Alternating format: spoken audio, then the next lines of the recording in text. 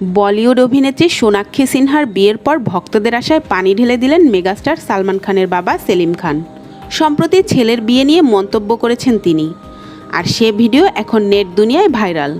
ভারতীয় সংবাদ মাধ্যম ইন্ডিয়ান এক্সপ্রেসের একটি প্রতিবেদন অনুযায়ী নেট দুনিয়ায় সম্প্রতি ভাইরাল হয়েছে সালমান খানের বাবা সেলিম খানের একটি ভিডিও। ওই ভিডিওতে ছেলের বিয়ে নিয়ে মন্তব্য করেছেন সেলিম। সালমানের বিয়ে প্রসঙ্গে কী বলেছিলেন সেলিম খান? ভাইরাল ভিডিওতে দেখা যাচ্ছে 58 বছর বয়সী সালমানের বিয়ে না করার কারণ ব্যাখ্যা করেছেন সেলিম।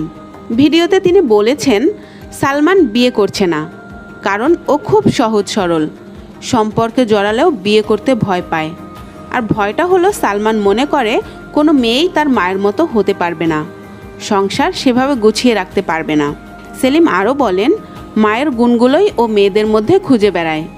স্বামী সন্তানদের গভীর ভালোবাসায় বেঁধে রাখবে এমন একজন আদর্শ স্ত্রী